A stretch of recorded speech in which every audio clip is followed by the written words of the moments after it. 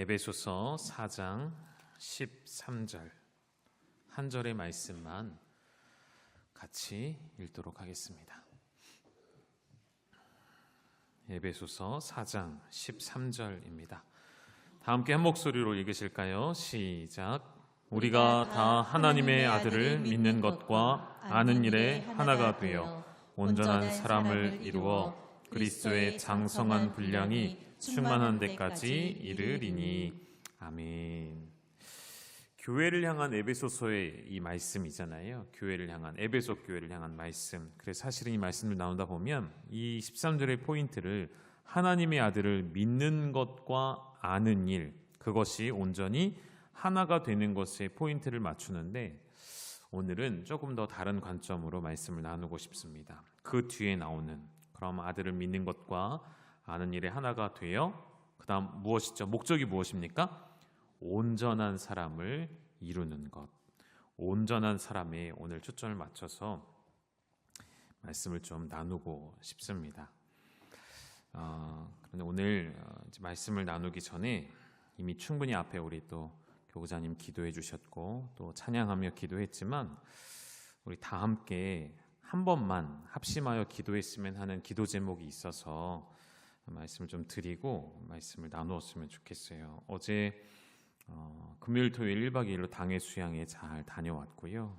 이제 새로 직분을 받으신 장로님 포함하여 잘 다녀왔습니다. 다녀오는 길에 진접에 있는 장현 현대병원에 들려서 우리 새가족교구 섬기시는 우리 박재영 안수 집사님을 좀 뵙고 왔어요. 전도사님이 함께 지금 병 간호하며 병원에 같이 계시는데요.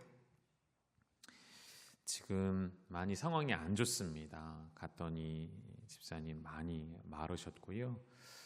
얼굴에 황달이 계속 있으셔서 얼굴에 안색도 안 좋으시고, 따로 면회가 어렵기 때문에 물리치료실 앞에 공간이 조금 있습니다. 그곳으로 나오셔서 거기서 장로님과 함께 기도하고 돌아왔는데, 휠체어를 이렇게 쭉 전도사님이 밀면서 나오셨어요. 그런데 기억이 남는 게 첫 마디와 끝 마디가 좀 기억이 남더라고요. 첫 마디는, 집사님의 첫 마디는 죄송합니다 였고요. 또 마지막 한 마디는 무엇이었는지 아십니까 여러분? 할렐루야 이셨어요. 할렐루야. 집사님의 소망이 이런 것이었거든요. 움직일 수 있을 때까지 목자로 섬기다가 주님 부르심 받고 싶습니다. 이것이 집사님의 사명이셨거든요. 우리 박재영 집사님이 형제 목장을 담당하셨습니다. 아내가 되시는 분이 전도사님이시기 때문에 형제 목장을 맡아 관리해 주시고 섬겨 주셨는데, 아마도 이 자리에도 많이 계실 것 같아요. 집사님의 섬김과 사랑을 받으신 분들이 이 자리에 계실 것이라 생각이 되어집니다. 우리 집사님이 보여주신 그 귀한 사랑과 수고를 여러분이 똑같이 또 다른 지체들에게 그렇게 나눠줄 수 있는 여러분이 되어주셨으면 좋겠는데요. 이렇게 말씀드리는 것은 합심해서 한 번만 같이 기도하실까요? 우리 집사님 끝까지 믿음 흔들리지 아니하고, 비록 육체는 연약하여졌고 육체는 쇠약하여졌지만 그의 영혼은 날로 새로워지며 하늘의 소망을 품도록, 우리 집사님 다른 것 다 견디실 수 있습니다. 다만 온 몸에, 전신에, 뼈까지 다 전이가 된 암세포로 인해서 고통이 너무 심해요. 그래서 보는 이도 참 어렵죠. 마약성 진통제를 계속 맞고 계시는데 하나님 그 고통을 덜어주시도록 우리 집사님의 영혼이 하나님 나라를 더욱 소망하는 마지막 순간까지 기도로 하나님 나라의 일을 동역하시는 우리 집사님과 전도사님 되도록 우리 합심하여서 한 번만 통성으로 같이 기도하시겠습니다. 하나님, 사랑하는 아들의 영혼을 주님 손에 맡겨드립니다.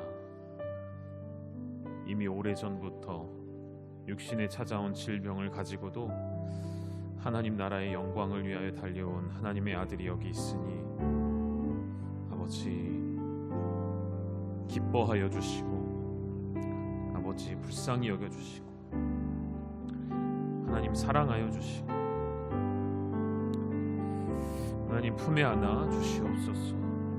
우리 집사님 당신을 위하여, 아버지 영광을 위하여 일평생을 달려왔습니다. 아버지, 그의 마지막 순간까지 하나님 받아주시어서 하나님 나라의 영광이 되게 하여 주시고 우리 모든 믿는 자들에게 본이 되어지는 귀한 삶을 살고 계시오니 호흡이 다하는 순간까지, 힘이 다하는 순간까지 하나님 나라를 바라보며 날로 새로워지는 내 영혼의 기쁨을 누리게 하여 주시옵소서. 아버지 하나님, 우리도 그와 같이, 우리도 우리 집사님과 같이 동일한 믿음과 주님 앞에 충성되며 헌신된 삶을 살아가기를 원합니다. 주님, 내 몸이 움직일 수 있을 때까지, 내 힘이 다하는 날까지 주께서 맡겨주신 사명 온전히 감당하는 우리 교회 공동체 되게 하여 주옵소서. 예수님의 이름으로 감사하며 기도드립니다. 아멘. 또 제가 언급해드린 대로 당일 수양회도 잘 여러분 다녀왔습니다.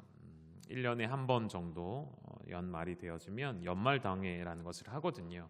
다른 교회에서는 이것을 정책당회라고도 말하지만 또 한 해를 마무리하고 한 해를 준비하고 시작하는 시간을 꼭 11월에 갖습니다. 그리고 나서 장로님들 한마음 한뜻 되어지도록 함께 수양회 수련회를 갔는데 잠시 사진을 조금 보여드리고 할게요. 네, 남자들만 저렇게 가서 시커멓게 사진을 좀 찍고 왔습니다. 그래서 이런 게 있는지도 몰랐어요. 숙소 쪽에 이렇게 이제 밤이 되면 불빛이 들어오는 게 있더라고요. 그래서 가서 사진을 좀 찍었고요. 이렇게 함께 저녁에 이제 다 일정 마치고 저녁에 들어와서 함께 예배하며 교회를 위해 기도하고 교회에 또 주어진 많은 현안들을 진솔하게 또 충분히 나누는 시간들을 갖고 왔고요. 이대로 가기 좀 아쉬웠어요. 그 숙소 안에 그 사진 찍는 게 있더라고요. 사진. 그래서 난생 처음으로 장로님들과 뭐라고 그러죠? 이걸 인생 네컷 사진을 찍었는데 순서대로 해서 4번 찍었는데 저도 잘 찍을 줄 모르고 장로님들도 당황하셔서 제가 이명섭 장로님께 심심한 사과의 말씀을 좀 드리고 네, 양해를 좀 구하고요. 네, 우리도 모른 채로 저렇게 찍힌 거예요. 그래서 실패하고 마지막에 드디어 4번째 사진에 7명의 얼굴이 다 나왔습니다. 그래서 대성공을 거두고 돌아온 수양회였습니다. 네, 빨리 이제 넘겨주십시오. 네. 우리 새가족 여러분께 이런 사진을 보여드린 이유는 우리 교회에 이렇게 좋은 교회입니다. 이렇게 기쁘고 즐겁고 하나님과 함께 동역하는 기쁨을 알아가는 교회라는 것 우리 새가족 여러분 기억하시고 이 교회에서 함께 일평생을 주님 알아가는 일에 힘쓰셨으면 좋겠습니다. 오늘 말씀의 제목을 강조해 드린 대로 온전한 사람이라고 좀 정해 보았습니다. 여러분, 여러분의 신앙생활에는 목표가 있으신가요?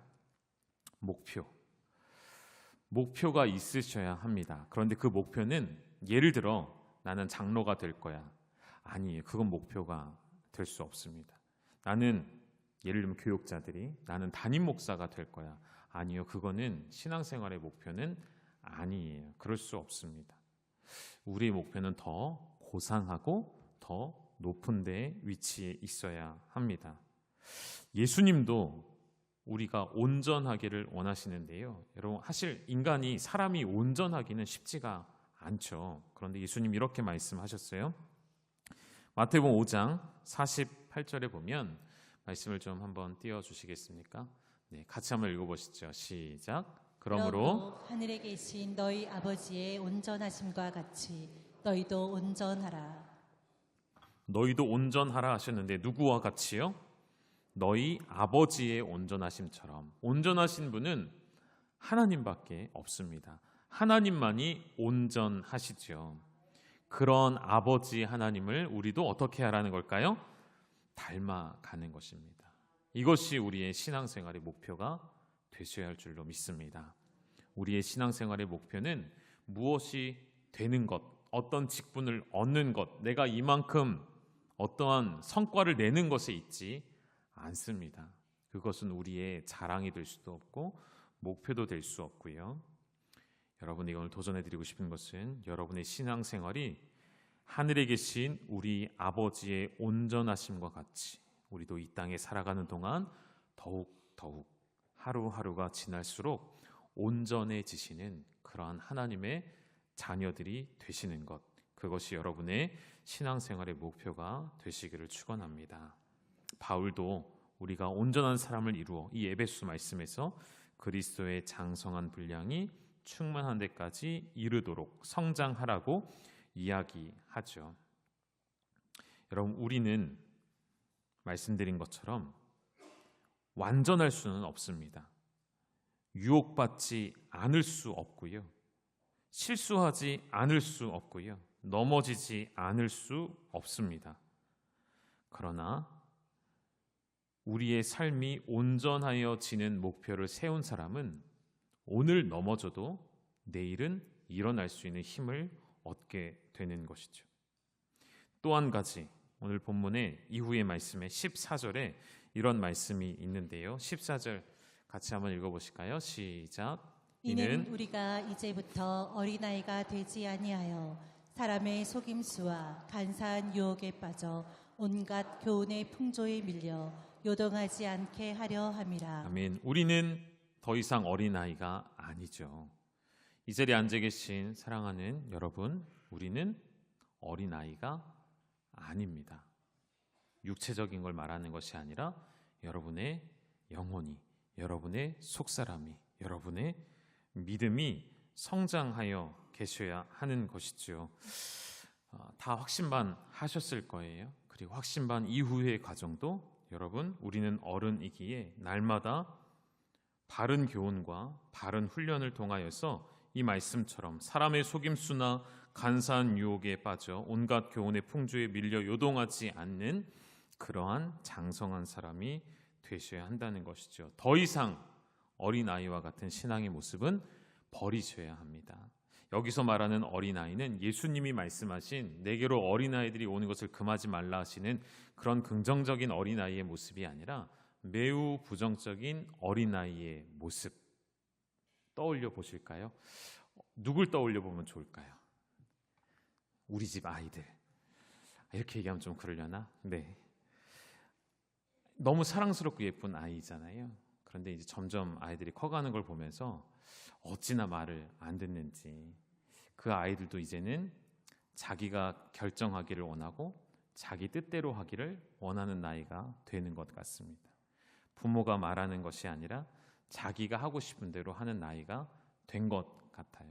그래서 항상 저희 가정도 그렇습니다. 엄마가 이야기를 하다 안 되면 결국에는 마지막 엄마의 한마디는 뭔지 아십니까? 아빠 부른다 예요. 아빠 부른다. 그럼 아빠 부른다 해도 잘 애들이 안 움직여요. 진짜 실체가 짠하고 등장해야 그제서야 아이들이 좀 움직이거든요. 어린아이의 신앙이라는 것, 부정적인 의면에서는 시켜야 하는 사람 혹은 매우 수동적인 우리의 모습들, 하나님 알아가기를 기뻐하지 않고 적극적이지 않고 하나님의 그 생명의 말씀을 꿀과 같이 받아들이는 것이 아니라 몸에 좋은 것을 입에 쓰지만 감사함으로 받는 것이 아니라 우리 아이들 아무리 좋은 것이라도 입에 맞지 않으면 삼키지 않죠. 그런 우리의 신앙의 행태를 완전히 벗어버리고, 때로는 고단할 수 있고 때로는 힘들 수 있습니다. 때로는 좁은 길일 수 있죠.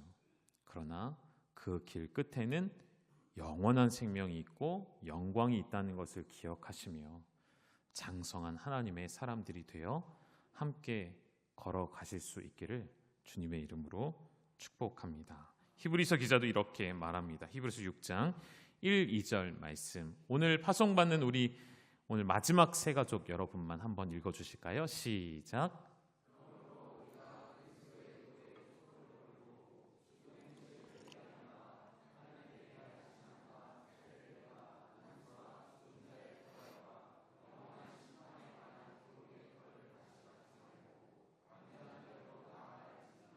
아멘. 이 말씀 무슨 내용일까요? 어떤 논쟁거리들, 무엇이 중요하고 무엇이 어떻다라는 것에서 이제는 참된 신앙으로 나아오라는 의미입니다. 참 진리 가운데로 나오라는 것입니다. 그래서 바울도 동일하게 또 이야기하죠. 고린도전서 13장 11절에 내가 어렸을 때에는 말하는 것이 어린아이와 같고 깨닫는 것이 어린아이와 같고 생각하는 것이 어린아이와 같다가 장성한 사람이 되어서는 어린아이의 일을 벗어버렸다라고 이야기하죠. 사랑하는 우리 열방교회 새가족 성도 여러분, 이제 우리는 어린아이의 신앙의 행태를 완전히 벗어버리시는 것이죠. 또 한 가지 13절에 읽으셨던 내용에 우리가 다 하나님의 아들을 믿는 것과 아는 일에 하나가 된다는 말씀이 있었습니다. 여러분, 이 말씀을 문자적으로 다시 좀 살펴보면 사실은 하나님의 아들을 믿는다는 것은 우리의 믿음을 말하는 것이 아니라 그 원어를 문법 그대로 직역을 하면 하나님의 아들의 믿음에, 그러니까 우리 믿음이 아니고요, 사실은 하나님의 아들의 믿음입니다. 그리스도의 믿음에, 그의 지식에. 이게 무슨 말이냐면 우리의 믿음과 우리가 아는 것이 우리의 것이 일치가 된다는 그런 의미 이전에 더 중요한 의미는 하나님의 아들의 믿음 위에 하나님의 지식에 우리의 믿음과 우리의 지식이 거기에 하나가 되도록 일치시켜야 한다는, 문자적으로 직역하면 그런 의미가 되는 거예요. 그래서 이 말씀이 우리가 온전함을 이루는 기초가 되는 것이죠. 우리가 믿는 것과 아는 것이 일치가 되어야 한다라는 우리말로서의 해석보다 더 원문에 가까운 해석, 우리의 믿음과 지식이 일치하는 것도 중요하지만 우리는 한계가 있잖아요.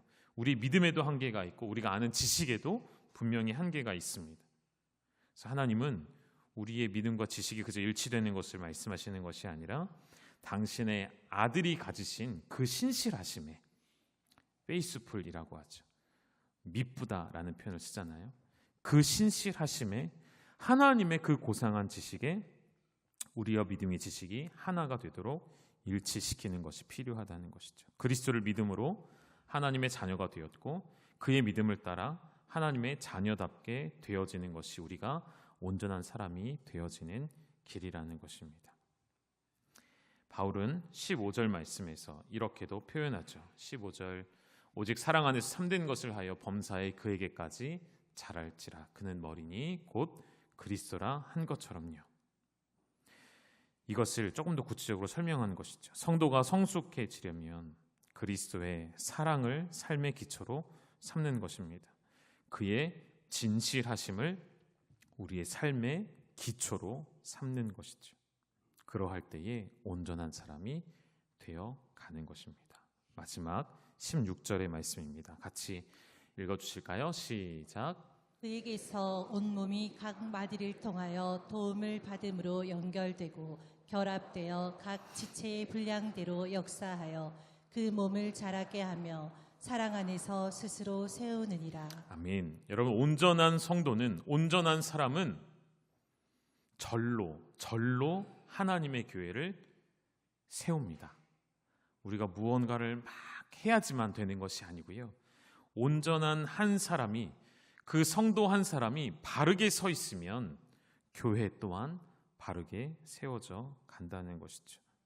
성숙해진 한 사람의 그리스도인이 그리스도의 몸된 교회의 지체로서 자신의 역할을 잘 감당하는 것을 말하는 것이죠. 그리스도는 교회의 머리가 되시고 우리는 그의 몸된 지체입니다. 그 지체들이 각자 주어진 역할을 온전히 잘 감당할 때에 교회는 건강하여지고 하나님의 사역을 이루어가는 교회가 되는 것이죠. 그래서 이 말씀대로 각 지체의 분량대로라는 말을 기억하십시오. 하나님께서 저에게 주신 분량이 있고, 하나님께서 장로님들에게 주신 분량이 있고, 교구장님들에게 주신 분량이 있고, 여러분 각각에게 주신 분량들이 분명히 있습니다.